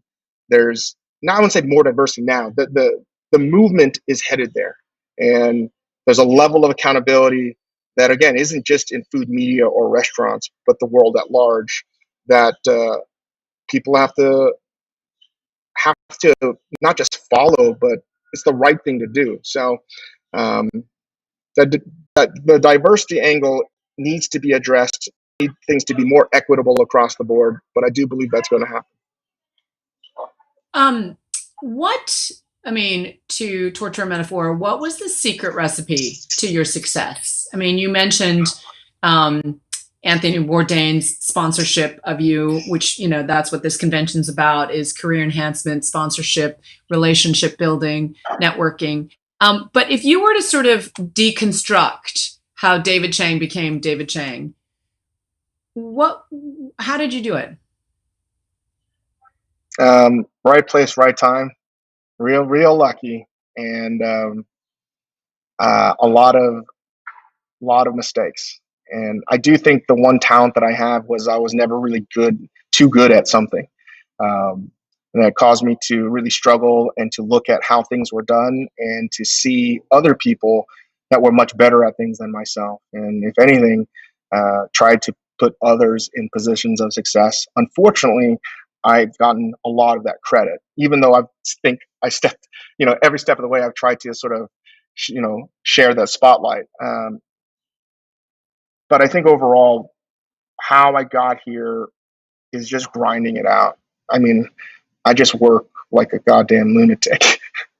I believe it. I mean, you said, oh, right place, right time, but lucky is, it's like that old saying, the harder I work, the luckier I get. I suspect you're of that ilk. Yeah. And so, you make reference throughout our conversation to anger. Mm-hmm. And pissing people off, et cetera, et cetera. Where does that anger come from? And how has that affected your relationships? And how has that changed? It sounds like mellowed over time. Well, that's like the central issue of my life is controlling anger. And a lot of that I've been able to unravel through therapy and identify. I know exactly why, when I get to a level of anger, why it happens. I have something called effective dysregulation of my emotions. You can look it up, and it's something that I practice different techniques to make sure that I don't go into the fucking danger zone. But as a whole, I've always wondered, why do I get so angry? And a lot of it is, food gave me meaning, and what I care about food and what sort of gives me purpose, I view are sort of these immutable truths, right? That or like north stars to me. And when someone doesn't care about it as much as I do, I feel like it's an attack on me. These ideas that save my life. That's one angle for me to get angry, at least in food. And because of that, and me not really knowing how to manage, I've been a bully in the kitchen. I have an incredible temper. I am a world class yeller, and I'm I can't take away the past. And I've always wanted to avoid being my dad. And it's funny is that I spend my life trying not to be my dad, and in so many ways I want to be exactly like him. And that's hard. That's hard to think about. And I'm doing all that I can to make sure that uh, I, I make changes. But for whatever reason, when I opened up Momofuku, it was like the floodgates to sort of let whatever was pent up in my life out. And it was in full view of everyone. We have an open kitchen, and I live like, again, a crazy person in terms of how I operated. So the anger, it was such a weird thing to me, which is why I was like, I don't know why I get this angry. And it's tough. It's tough. That is my number one thing that I tried to curb. And it's a weird thing, and it is all consuming as to why I behave a certain way. And that's my default setting. It's become my default setting. So, And so how have you scrubbed that default, and how do you work towards either mending fences or, building bridges back? That's a longer explanation. I can only focus on things moving forward to show that I've learned from the past. I liken my anger to having an addiction. I'm obviously a workaholic. That's one addiction, but my anger is another addiction. And when I slip off the bandwagon, when I fall off the wagon, I feel terrible, right? Like It's amazing. it is incredibly defeating. So a lot of times I just try to remove myself from the situation. Like it's one reason why I'm not the CEO of Moon Fuku. It's also the reason why I'm not in the kitchen wearing whites. We've been able to put so much work into this to realize that there's certain things that will trigger it. So, I'm getting a little bit smarter as how I do it, but all I can do is work on self-improvement and to hope that I don't make the same mistakes. And that's it. It's hard. It's been a pretty long process, and I wish I had more development there, but I'm not giving up. And how much of your anger would you say stems from, identity issues of growing up, the kid who didn't quite fit in? A lot, right? I think there was I a mean, you lot of write abandonment, and let's just be honest. Like a lot of Asian immigrants had quite abusive relationships from their parents, and my dad recently passed, and in some ways I've been able to forgive him. In other ways, I don't know if I ever will be able to, but I understand a little bit more. I can't imagine growing up through the Korean War and not having anything and not being able to express your feelings and all of these things. So yeah, I can understand that, and I'm learning to forgive, but simultaneously, it's awfully difficult to look at your past, and I never want it to be an excuse, right? I look at whatever's happened in my past, whether it's how I was raised. I went to the same high school that Neil Gorsuch and Brett Kavanaugh graduated from. Imagine how I fit into that kind of fucking environment. So, like, your trip, everybody. yeah, it's been never fitting in. And yeah, certainly a lot of resentment and anger. And I have a choice. I can use that as post-traumatic stress. I can use all of these negative things as an explanation as to why certain things don't go or work out for me, or I can use that as opportunities to learn from and to grow from. And that's what I try to choose. So to me, I look at the past, and it's like being diagnosed with poor vision or something. You can choose to wear eyeglasses and improve your vision, or you can choose to be blind. So I'm choosing to look at my past as a way for me to know that I need help to look a little bit sharper as to where things are going to go moving forward, not to sort of live in the past. That is so profound. I mean, I must say, as children of immigrants, I think we've all watched our parents. I remember watching my dad be emasculated in certain public settings because he had a heavy accent or whatever.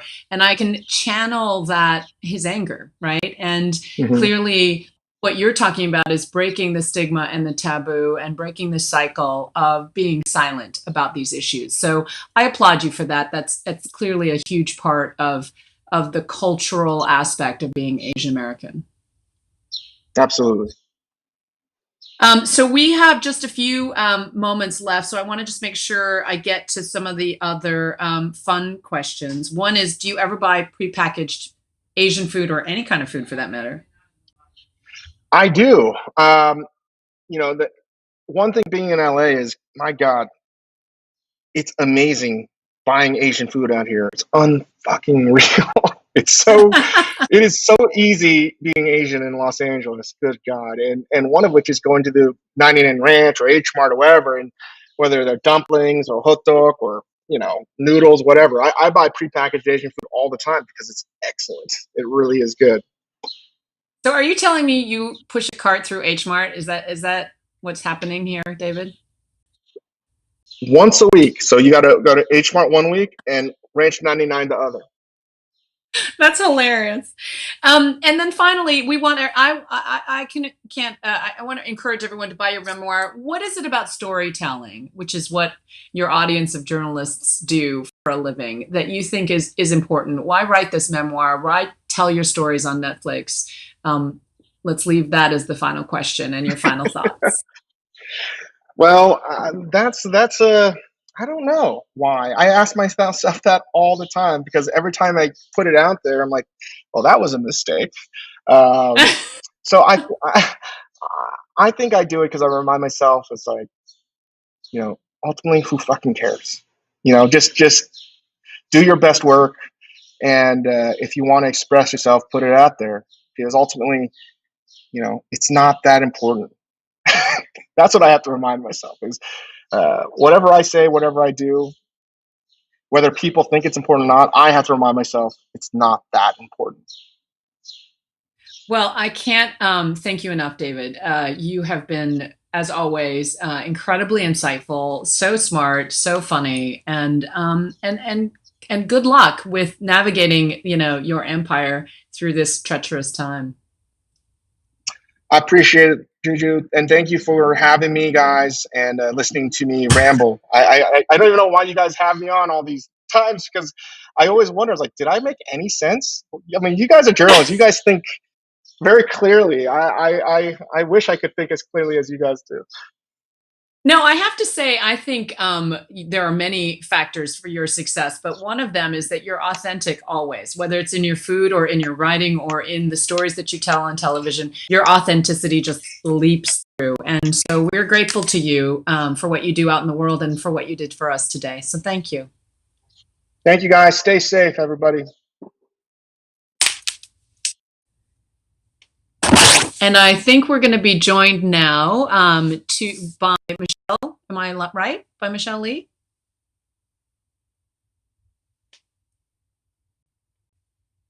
There we go. Hi, Michelle. Hi. That was so good. Wasn't it fun? Yeah, the chat is freaking out about how honest he was and also about microwaving rice. I know, right? My mind was blown. I'm going to look up the recipe immediately. Thanks so much for doing those two interviews, Juju. We're so grateful, as always, to have you. And, I'd love to kind of debrief a little bit with you. We've now heard Meredith talk about her vision at the New York Times, her path to where she is now, and then David, just a very dense conversation about everything from food to identity to life and mental health. What are your biggest takeaways from the two conversations we just had?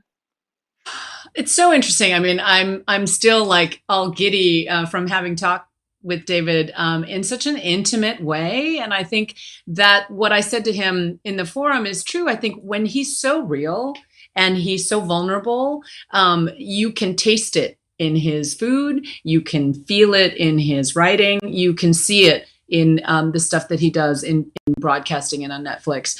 And I think with Meredith, what we got was a real somebody who's really starting out as CEO, who's really charting a path, and what they had in common was to sort of organically point to mentors in their lives, and that kind of stewardship is critical, and it just makes you want to reinforce what's happening here at the convention, which is all about mentoring, networking, enhancing career skills and career pathways, because that is the key to success in many ways. And I think that's what AAJA is all about.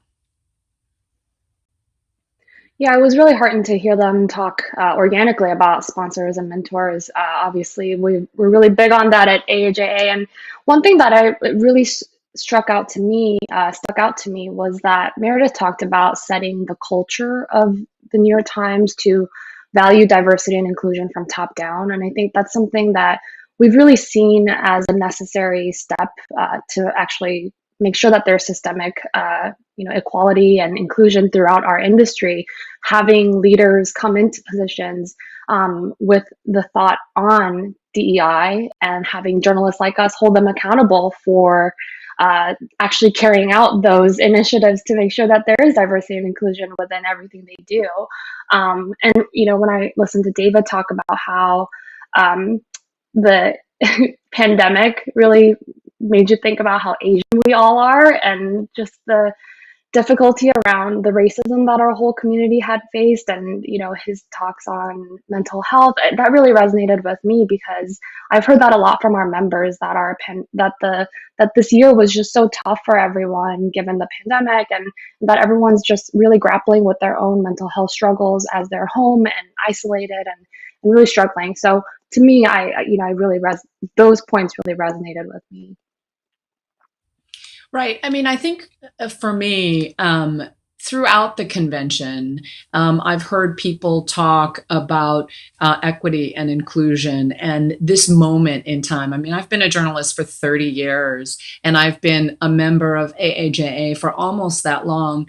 And, kind of like David Chang, I've evolved in the way that I interact with AAJA. Like initially it was all about the social and partying and karaokeing and meeting new friends. And now 25 years later, I'm still friends with those folks I met at convention, the folks I partied with, at Unity, but over time, obviously I went to the workshops, to try to gain skills. And then at some point it shifted to being more of a mentor and to being helpful to others. And the older and longer in the tooth I get, the more I derive satisfaction from seeing young people rising through the ranks, to having even just a little bit to do with their career enhancement or their, guiding them in some way. And I think that's what is so important about AAJA. I will be candid with you. I have been challenging ABC News, and I think we all, each and every one of us, should challenge our news organizations in this moment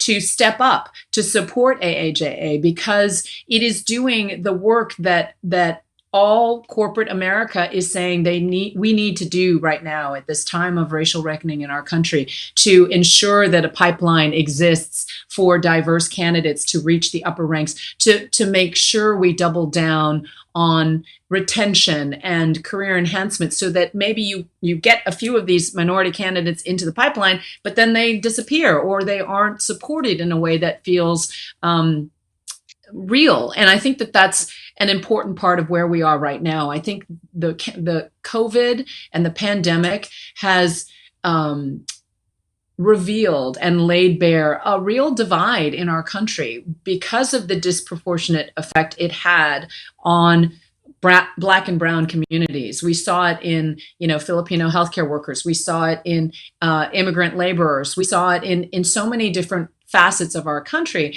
And then came, obviously, the George Floyd reckoning that we're still undergoing. And I think it was very much a 1-2 punch that's making us all examine what it means in this moment to be an ally, to be a person of color, and to be a true advocate and ally, and to be able to amplify not just AAPI voices, but those of, our fellow journalists of color. And I think that that's, whether it's in the stories selection, whether it's in the experts that we choose in the stories that we do that don't happen to be about race, but just are generic stories, or, or in the representation in media on every level, to have these voices amplified. I think this is a moment where AAJA now more than ever can help. Yeah, thanks for that. Well, obviously you've been with AJ for many years now, and we are coming up on our 40th anniversary next year in 2021. Actually, I want to know, how did you end up joining AAJA? Like, what was that first touch point for you? And then as we go into our 40th anniversary, what do you hope for AAJA for the next 40 years and beyond? Well, what's so interesting is, like so many organizations, it's about the people, right? I mean, Jeannie Park, who is still a friend of mine to this day, just tapped people, and those people tapped other people. And then we had this small little chapter in New York that met. And, she actually tells funny stories about meeting me, because I was, I think, like a PA, a production associate behind the scenes. And she said, no one thought you were ever going to be on the air, like what, whatever. And all these years later, I find myself doing the same thing. I went through the ranks of ABC News and said, you should join AAJA. You should join AAJA. You should, challenge our leaders to do this, because it's all about that personal connection. And, I've been reaching out and trying to have, Zoom coffee and catch up with my colleagues, because it's a real, even just to like dial into the plenary to some of the young talent out there and ask questions and then have them, write me back on email and say, oh, I've been watching you since I was a kid. Thanks a lot. And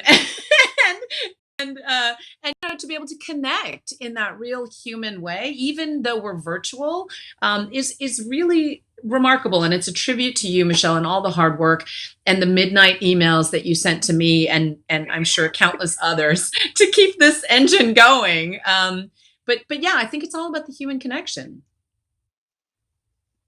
Yeah. Yes, the midnight email. Sorry about that. No, I believe it was in response to one of mine.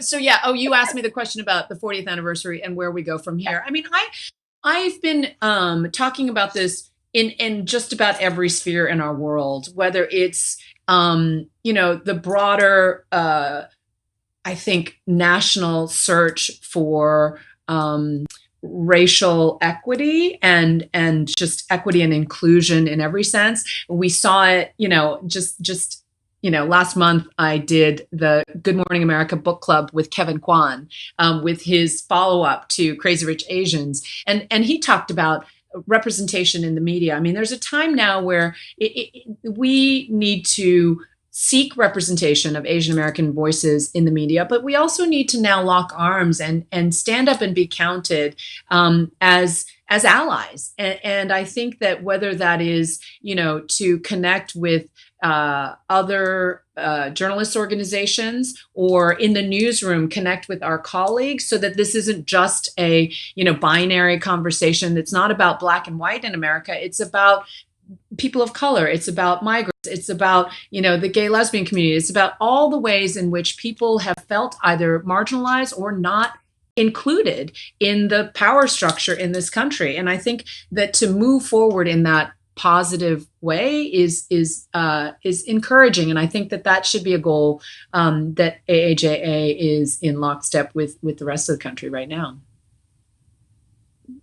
Yeah, I love that. And I completely agree with you. I think we can certainly level up on the allyship that we provide to our Black and Brown colleagues within newsrooms, outside of newsrooms, with our organizations, and even in our daily lives. And I do think we're at a really pivotal moment for our organization to flourish even greater. And I want to thank you for everything you do behind the scenes and in front of the scenes. You're always so willing and gracious to give your time and advice and expertise and do the work and show up. And we're just so thankful for that. And thanks for being such a graceful example for all of us. Well, thank you. I'm so proud of all the work that AAJA has done over the years, and especially with your leadership, it's going to have a very bright future. Thank you. I hope to see you sometime soon when it's safe. Absolutely.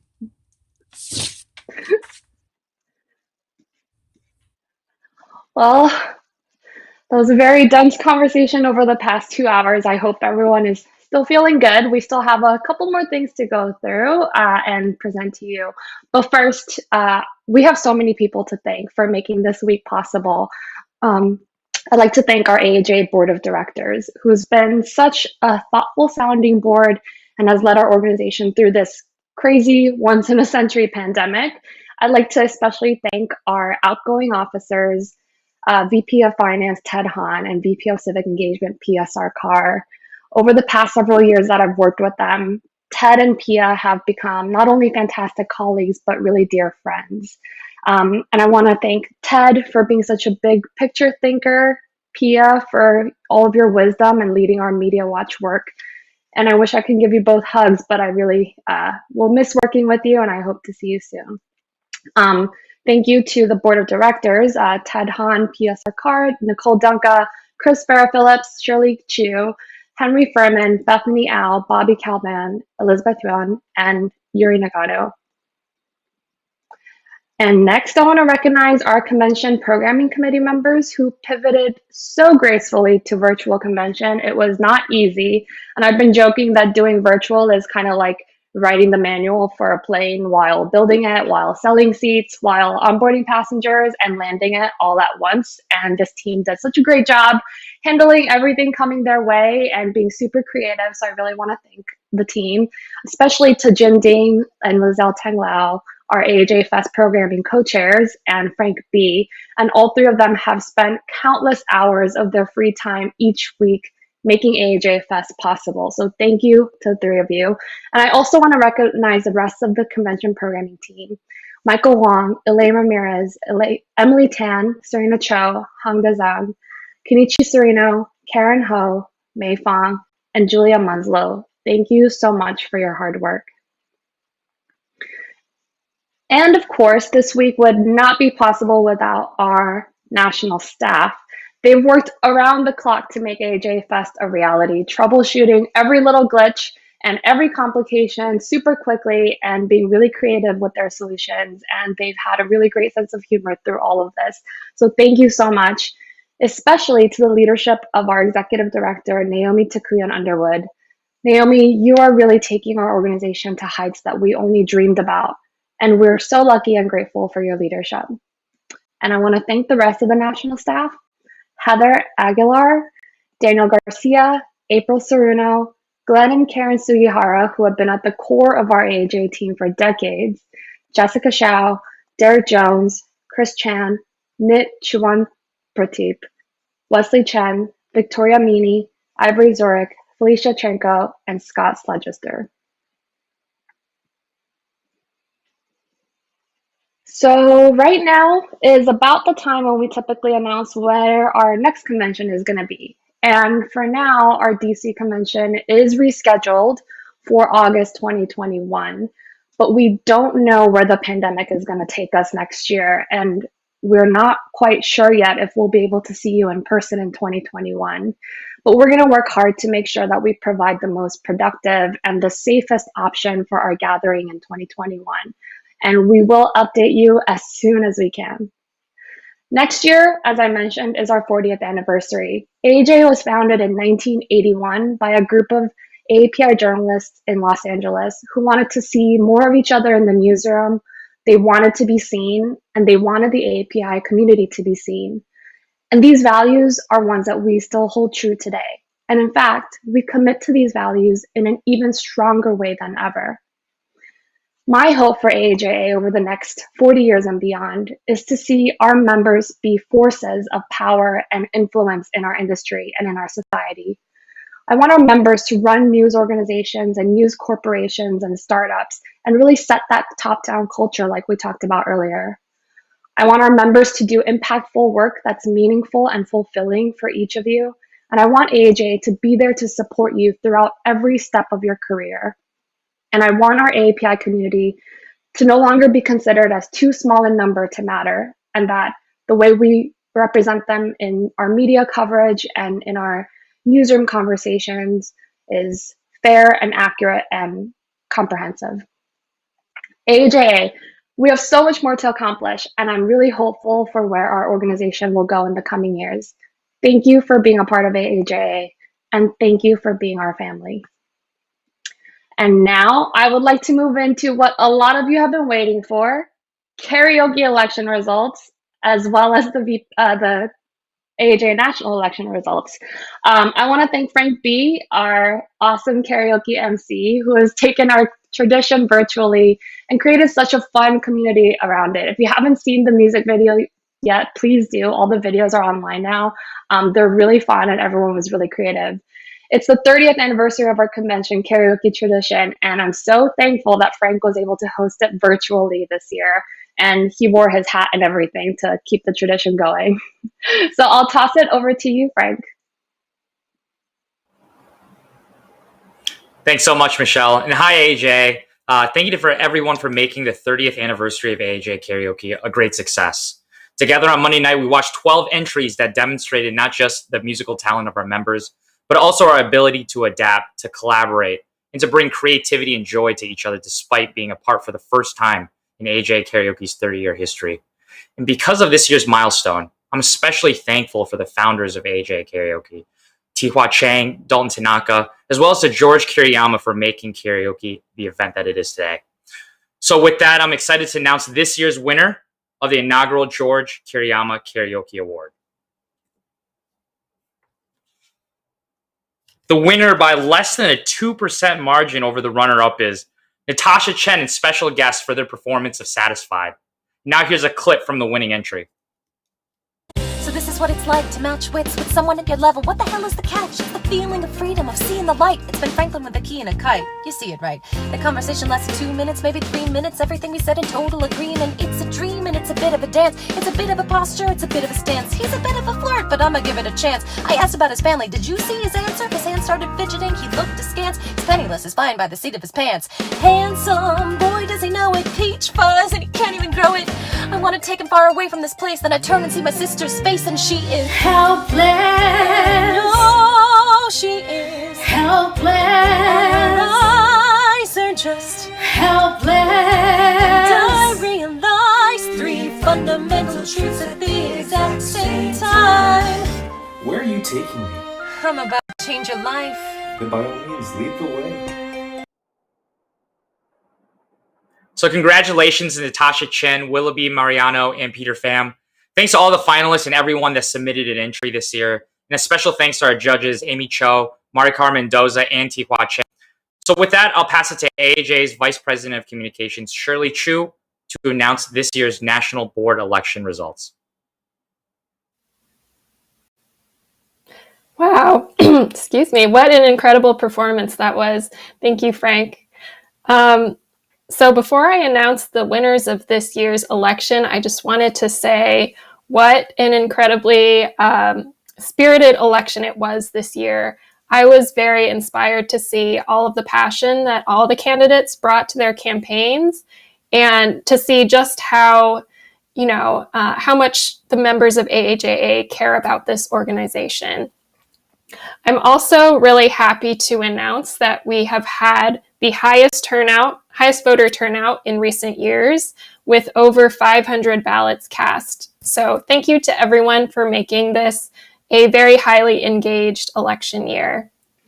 So without further ado, the winners for this year's AAJA national election are: for President, Michelle Ye-hee Lee; for VP of Civic Engagement, Julia B. Chan; and for VP of Finance, Jin Ding. Congratulations to you all, and thank you again to all the candidates for all the time, energy, and commitment you put into this election. I will now hand it over to Naomi Takuyan Underwood. Congratulations to the winners of the election. As Shirley said, it was a very spirited election, and I look forward to working with the board as well as with all the members who want to continue to make AAJA better and more effective for all the members. Just a quick shout out for our 2020 AAJA Film Showcase, which will be showing right here on Pathable at 7:30 p.m. Please stay tuned. We have 5 films that come from our documentary affinity group, and we know that a lot of hard work has been put into making these selections. So please join them at 7:30 p.m. on Pathable. And now is the time to sort of formally wrap AAJ 20.